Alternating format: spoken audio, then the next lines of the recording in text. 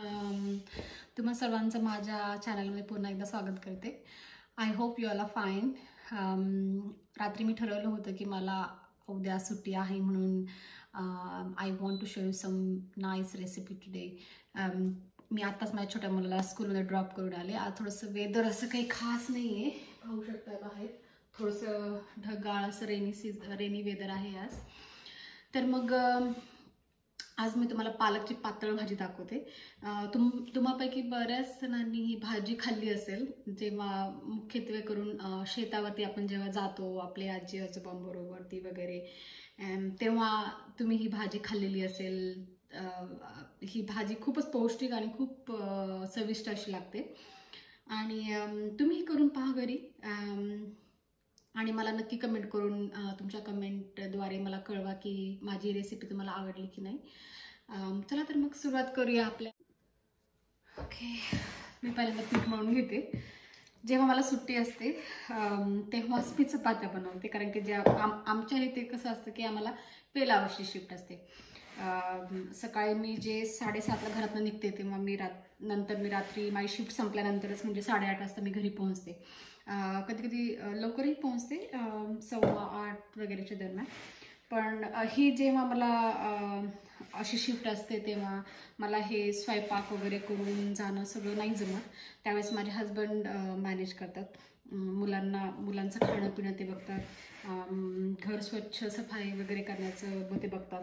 आणि जेव्हा मी घरी असते मग ते शिफ्टवर असतात तेव्हा ही सगळी कामे मी घरात करते. त्यामुळे मी जेव्हा पण घरी असते तेव्हा माझा छोटा मुलगा मला आवर्जून सांगतो की mamma, if you are at home tomorrow could you please make chapati for me. आणि मी मग आणि ते असं म्हटल्यानंतर असं वाटतं की नाही चला आपण एक 2 दिवस घरी असतो फक्त मुलांसाठी आणि त्यांची खाण्याची ॲटलीस्ट इच्छा तरी पूर्ण करू शकते. मग ही really look forward when he come from school. Like he will ask me first that mom, did you make chapati for me today? He loved to have chapatis a lot. जरी आम्ही इकडे युरोपमध्ये आलोय पण मुलांच्या सवयी आणि त्यांच्या खाण्यापिण्याच्या आवडीनिवडी अजूनही तशाच आहेत इंडियासारख्या. आणि मला आवर्जून सांगावं असं वाटतं की आपलं इंडियाचं फूड सगळ्यात बेस्ट, सगळ्यात delicious. Not healthy but of course it is very delicious. So we really miss sometime that food, but जेव्हा पण आम्ही इंडियामध्ये येतो we make sure that we eat different types of food and try different kinds of food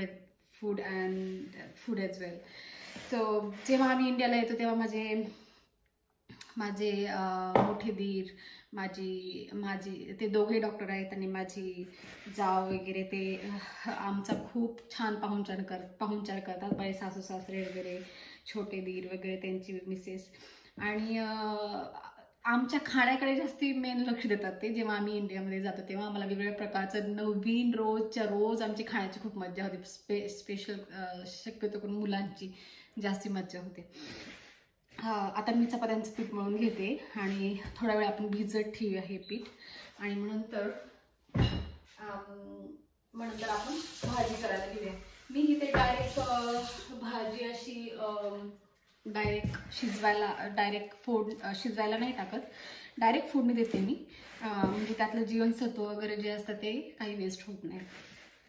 आणि मला ही भाजी फार आवडायची जेव्हा मी आजी आजोबांकडे जायचे सुट्टीला वगैरे मामाकडे, तेव्हा माझी आजी अशी भाजी बनवायची. आणि मी त्यावेळेस काही समजत नव्हतं की नाही का की एवढं लक्ष देणं की भाजी वगैरे कशी बनवायची वगैरे, छोटं होतं त्यावेळेस.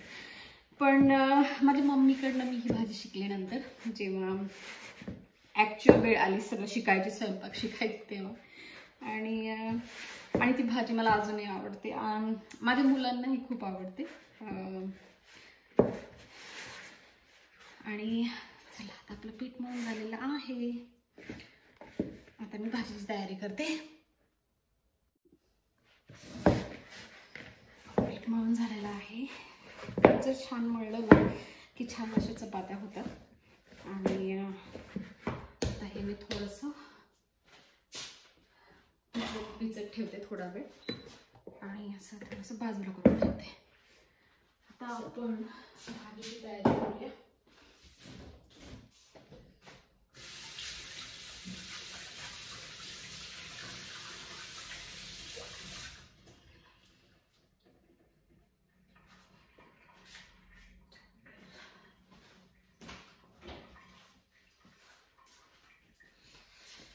सगळं सामान तसंच पडलेले आहे अजून, आणि खूप काही गोष्टी आहेत की त्या व्यवस्थित जागा ठेवायच्यात, लावायच्यात.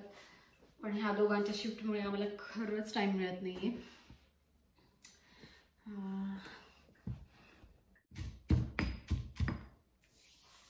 झालं आहे आता, आपलं मिरची बनवून झाली आहे. तर मी ही भाजी ह्याच्यामध्ये धुवून घेते. हा पालक आहे, ही एक जुडी पालक असेल.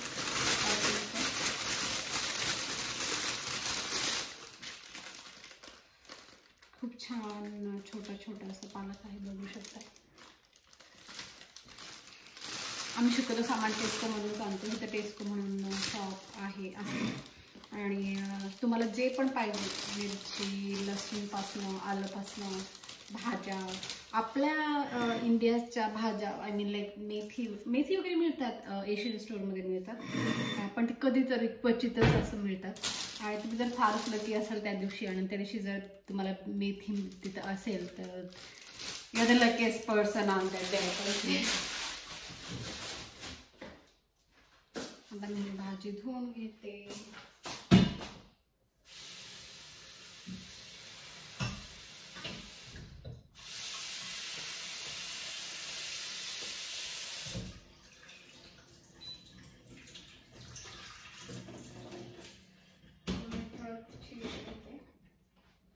थोडंसं भाजी मी थोडं ठेवते तिथे. आता आपलं मिरची आणि लसूण वाटण झालेलं आहे. हे मी थोडंसं ग्राम फ्लावर घेते, बेसन पीठ घालून करणार आहे बरं कमी भाजी आज. मला आठवते अजूनही, जेव्हा मी 12वी नंतर नर्सिंग एज्युकेशनसाठी पुण्याला गेले होते. पुण्यामध्ये होते 3-3.5 वर्ष. 3.5 वर्ष आम्ही हा गरगट्टा खाल्लाय. तेव्हा असं वाटायचं की नाही का, की रोज रोज ती ग्रीन भाजी. पण मला ह्याचं महत्त्व नंतर समजलं की अरे that is very good for health. पण ऑफकोर्स घरातल्यासारखी भाजी असं कोणत्या हॉस्टेलमध्ये वगैरे त्याला ती कधीही टेस्ट येत नाही.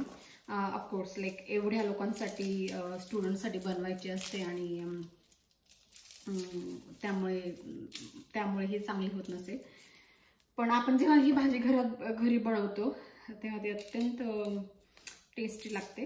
तुम्ही पण नक्की घरी बनवून पहा ही भाजी, आणि मला नक्की कमेंट करून सांगा कशी झाली ती.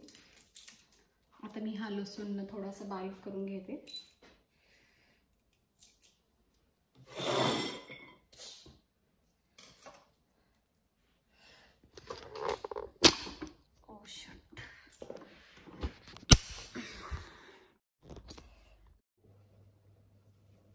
ओके, तर फ्रेंड्स आपल्याला भाजीसाठी लागणार आहे हिरवी मिरची, लसूणचा ठेचा. मी थोडंसं ह्याच्यामध्ये जिरे पण घातलेले आहेत. थोडेसे शेंगदाणे हे मी थोडेसे भाजून आणि फ्राय करून घेतलेले आहेत.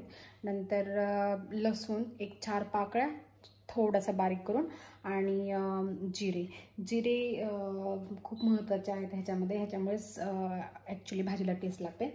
आणि थोडंसं बेसन पीठ, थोडंसं भाजी घट्ट होण्यासाठी. तर आता आपण बघूया की आपली भाजी उकळत आलेली आहे. आता ही भाजी आपण एकदम बारीक अशी करून घेऊया.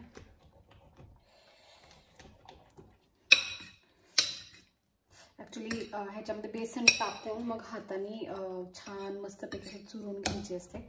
बट आता सध्या खूप गरम असल्यामुळे आय वेट फॉर 2 सेकंड.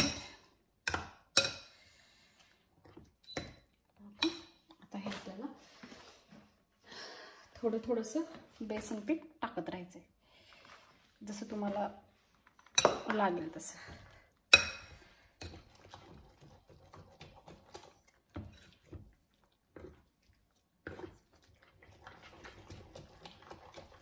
मी जास्त बेसन पीठ टाकते, कारण की ह्याच्या बेसन पिठामुळे ह्या भाजीला खूप छान अशी टेस्ट येते.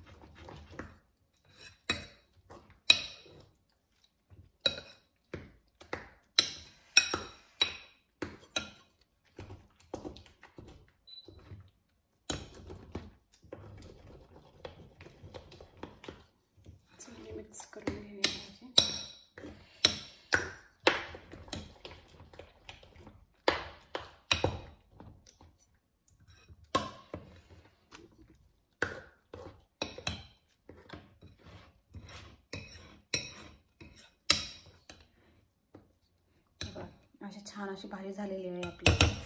छान. थोडंसं आणखी मला वाटतं की थोडंसं बेसन पीठ टाकायला काही हरकत नाही आहे. थोडंसं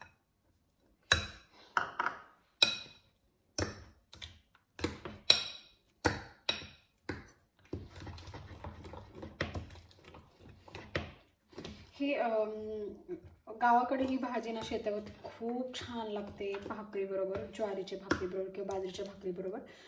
आणि त्यावेळेस असं असायचं की आजी अशी भाजी बनवायची, त्यावेळेस जास्त तेलही नसायचं किंवा काही जास्त पदार्थ त्यात नाही पडायचे, पण तरीही ती इतकी टेस्टी व्हायची ना की बस.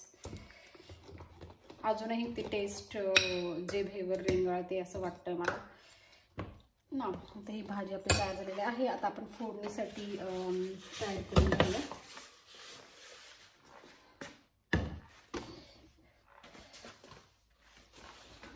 आता हे मी गॅस पुन्हा ऑन करते.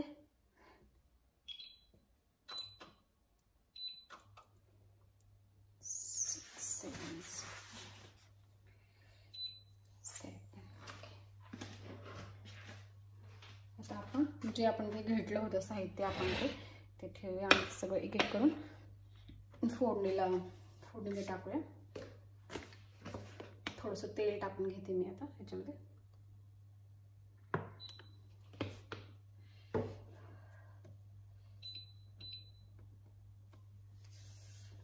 थोडंसं तेल चांगलं असं कडकडीत तापू द्यायचंय. थोडंसं तेल टाकते.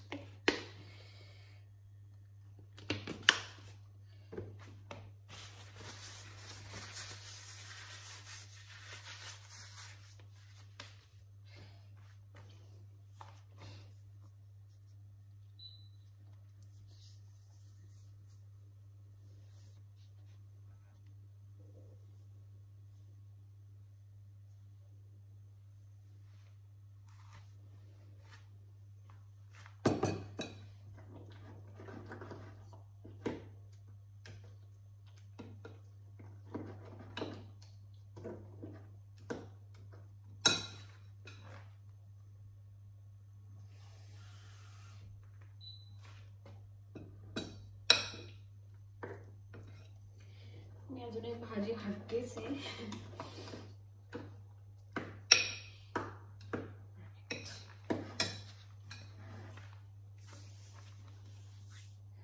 आता तेल तापलेलं आहे. आता मी ह्याच्यामध्ये जिरे टाकते. जिरे चांगलं तडतडल्यानंतर लसूण टाकून घेऊया.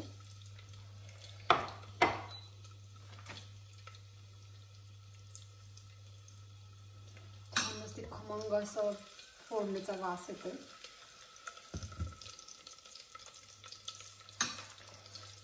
आता आपण जी चटणी केली होती ना, हिरवी मिरची आणि लसूण, हे आपल्याला ह्याच्यामध्ये टाकून घ्यायची आहे भाजीमध्ये कच्ची अशीच.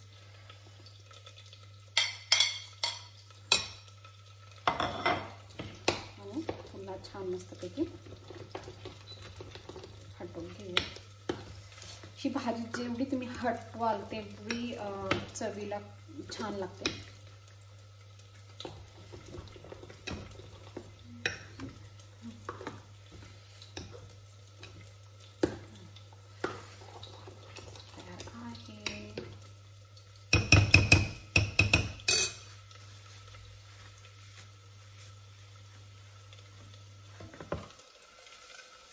छान असा लसूण लालसर होऊ द्यायचा आहे, तर टेस्ट त्याच्यामध्ये उतरते भाजीमध्ये.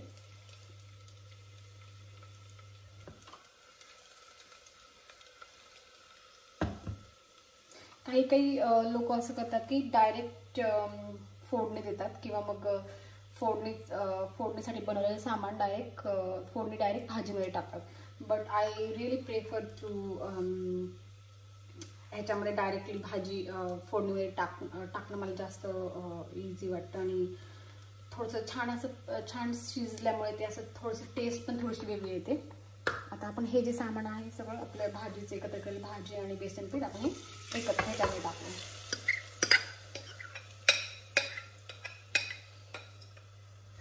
चांगलं पुन्हा एकदा. आता आता आपण मीठ टाकल्यामुळे शिजताना त्यामुळे ह्याच्यात टाकायची काही जास्त गरज नाही आहे. आता मी थोडंसं गरम पाणी ह्याच्यामध्ये घेऊन थोडंसं, कारण की जे बेसन पीठ असतं ते थोडंसं शिजवायला ह्याला वेळ लागतो. थोडंसं पाणी टाकून आणखी हे चांगलं असं शिजू द्यायचं.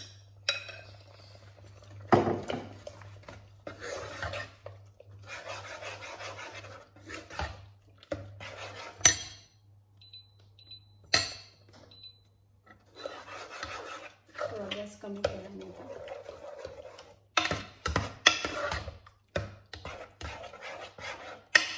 भाजी छान शिजू द्यायची. आता आपण जे शेंगदाणे घेतले होते रोस्ट करून ते शेंगदाणे ह्याच्यामध्ये टाकूया. छान मस्तपैकी याला एक वाफ येऊ दे.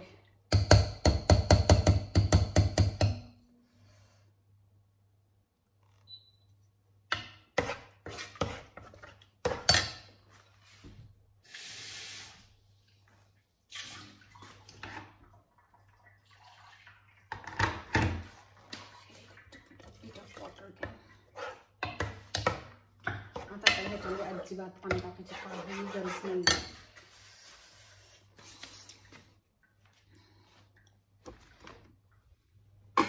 हे बघा आपली भाजी आता तयार झालेली आहे. आता ह्याला थोडीशी फोडणी देऊ देते आणि मग तुम्हाला मी दाखवते.